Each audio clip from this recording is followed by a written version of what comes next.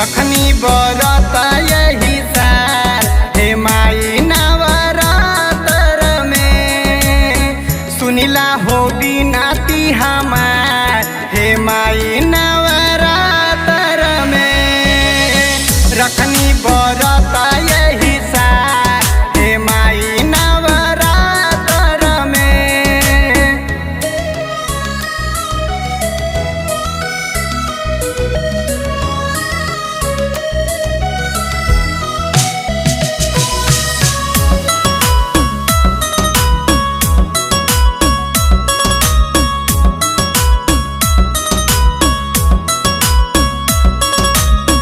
किनके ले आइले बानी नारियल चुनरिया हो, तेलवा कपूर और फल फल हरिया हो।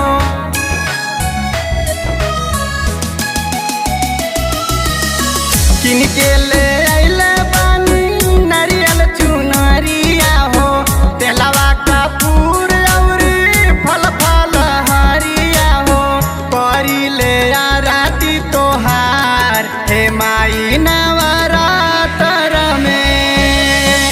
सुनिला हो बिनती हमार हे माई नवरात्र में। रखनी बरत यही साल हे माई नवरात्र में।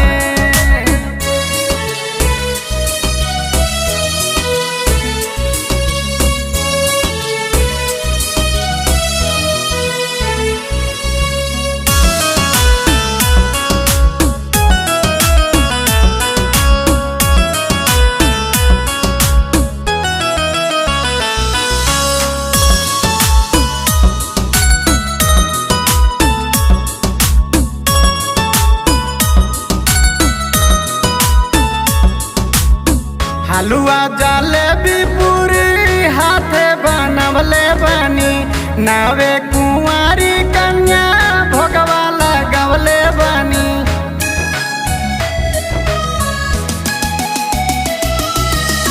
हलुआ जलेबी पूरी हाथे बनवले बनी, नावे कुंवारी कन्या भोगवा लगवले बनी।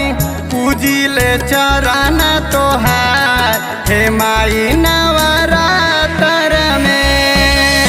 सुनिला हो बिनती हमार हे माई नवरात्र में।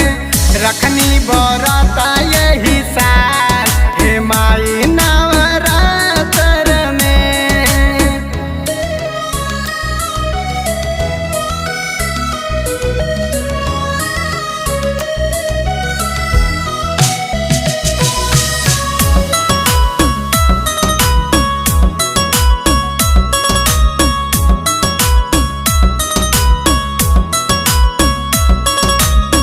सबका के आना धन मैया पार देहलू, श्रवण के काहे ना तू बोलिए सवार देहलू।